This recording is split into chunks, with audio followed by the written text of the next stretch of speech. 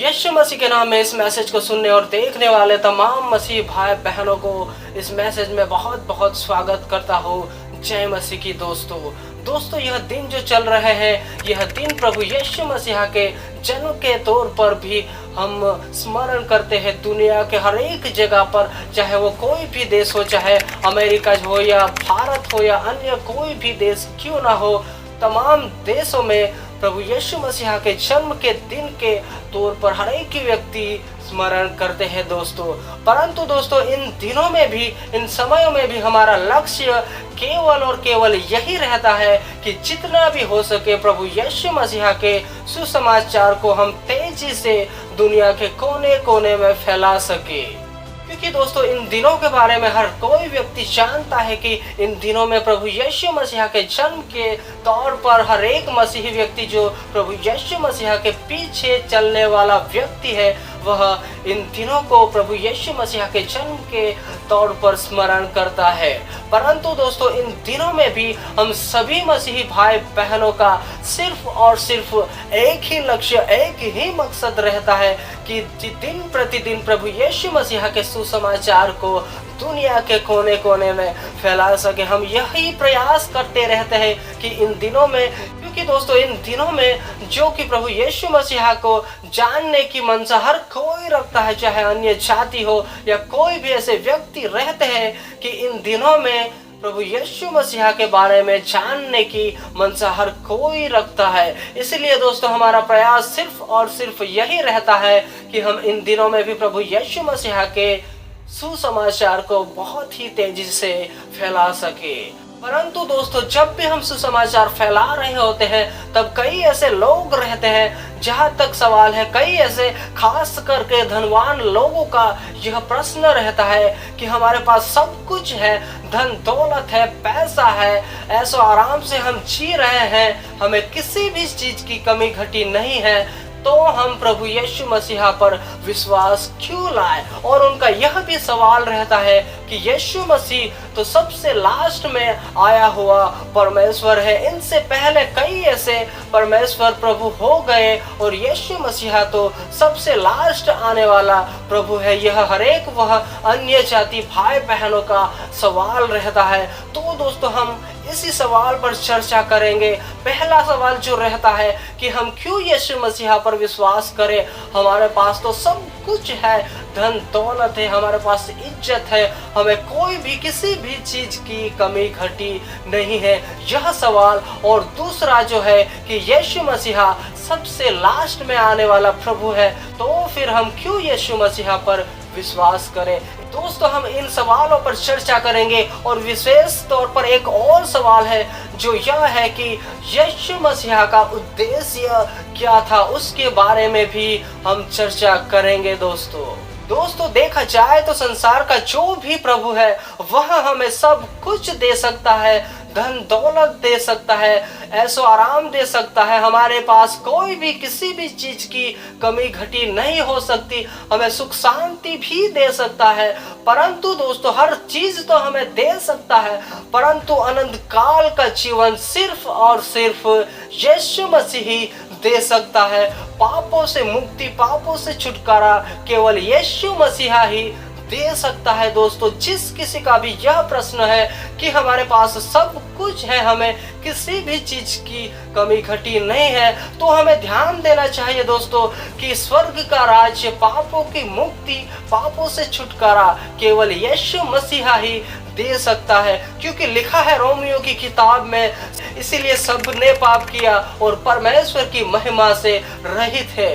दोस्तों, जो कोई भी यीशु मसीह पर विश्वास नहीं करता या यीशु मसीह को नहीं जानता, वह सभी मनुष्य अभी तक अंधकार में ही रहते हैं। जो कोई भी यीशु मसीह पर ईमान लाता है या यूं कहे कि प्रभु यीशु मसीह को ग्रहण करता है, वही उस अंधकार से बाहर निकलता है। क्योंकि लिखा है आगे के वचन में भी कि उसके अनुग्रह से ही हमारा उद्धार, हमारा छुटकारा, और परमेश्वर हमें पापों से मुक्ति से लेकर हर एक वस्तु, हर एक चीज हमें देता है दोस्तों। क्योंकि दोस्तों, प्रभु यीशु मसीह का जन्म इसीलिए हुआ कि जिस समय मनुष्य के बचने का चांस कुछ भी नहीं था, जब दुनिया, ये सारी दुनिया पाप में लिप्त थी, जब मनुष्य का कोई भी बचने का चांस नहीं था, हर एक मनुष्य लोक में जाने की स्थिति में थे, उन समयों में परमेश्वर ने यीशु मसीहा को इस धरती पर भेजने की योजना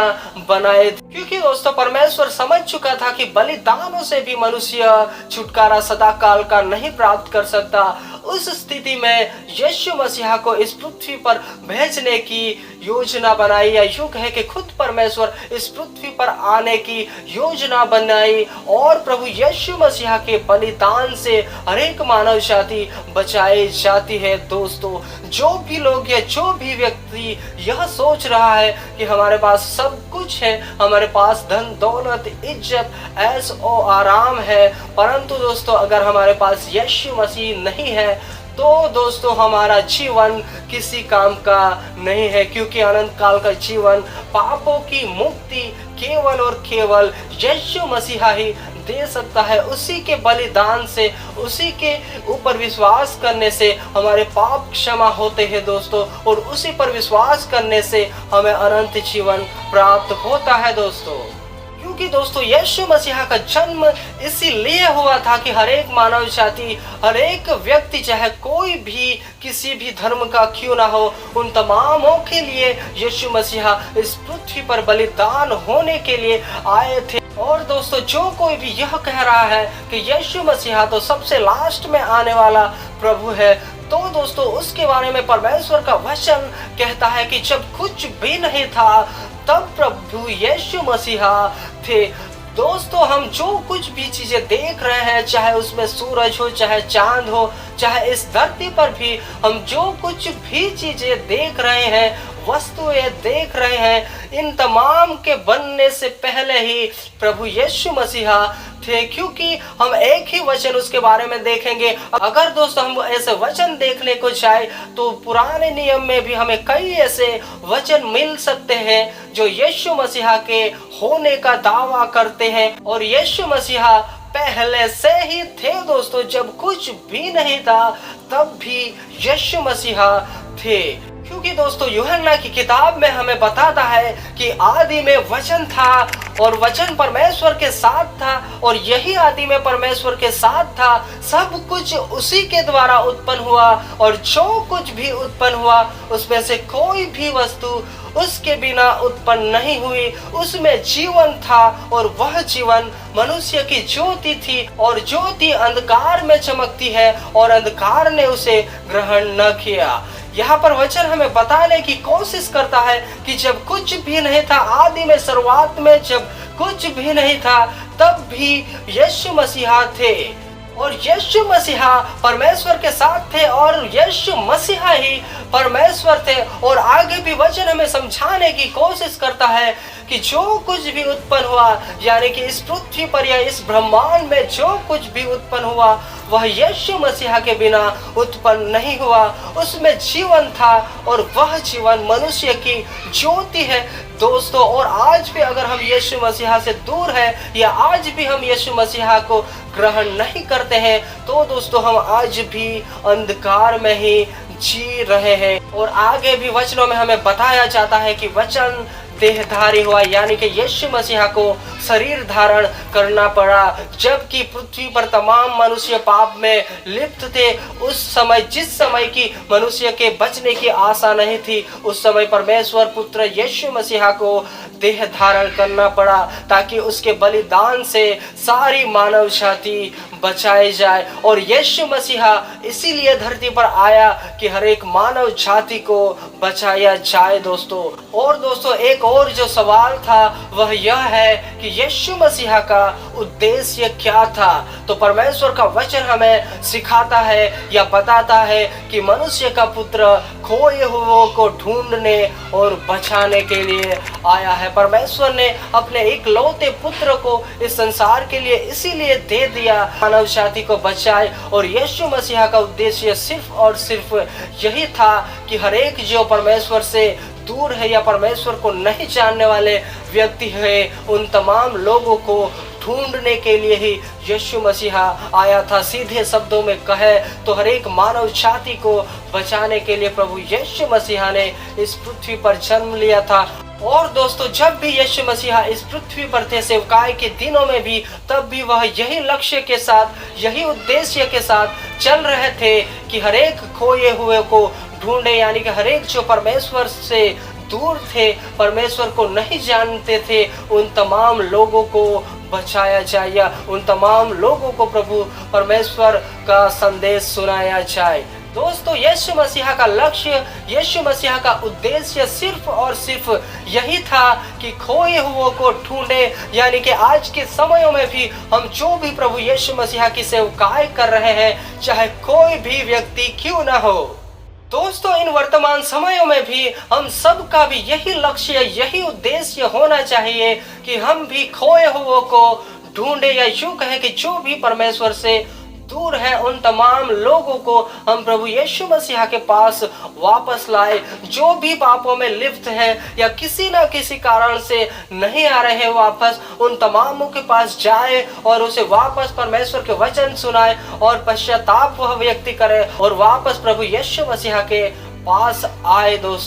दोस्तों, हम हर साल प्रभु यीशु मसीहा के जन्म को स्मरण करते हैं और हमें करना भी चाहिए। इन दिनों को कभी भूलना नहीं चाहिए कि हमारे लिए इस पृथ्वी पर हमें पापों से छुड़ाने के लिए, हमें बचाने के लिए एक उद्धारकर्ता का जन्म हुआ था।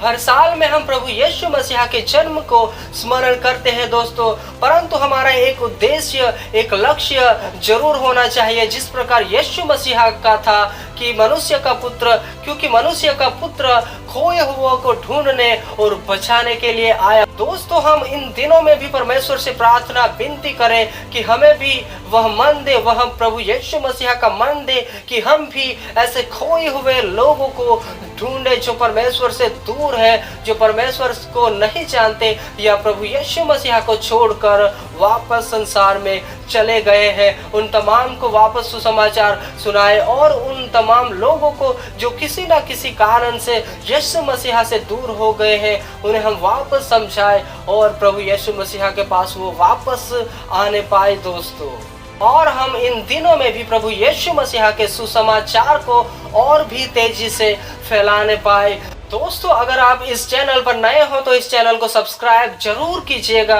और लाइक भी कीजिएगा, क्योंकि दोस्तों आपके एक सब्सक्राइब और एक लाइक से हमारा मनोबल बढ़ता है और मुझे और भी ऐसे संदेश बनाने के लिए प्रोत्साहन मिलता है। दोस्तों, तो जरूर से सब्सक्राइब कीजिएगा अगर आप इस चैनल पर नए हो तो, ताकि दोस्तों आने वाले मैसेज की नोटिफिकेशन आप तक पहुंचती रहे।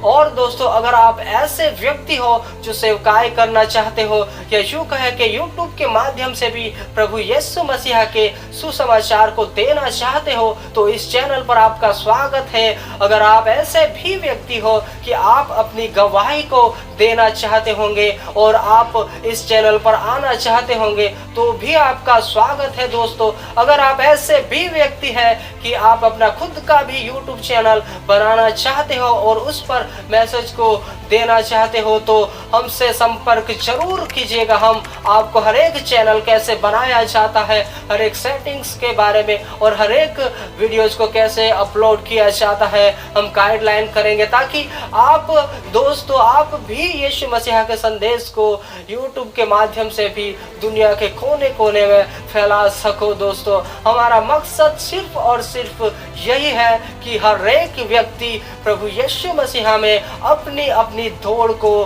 पूरी करने पाए। दोस्तों, सबको जय मसीह की।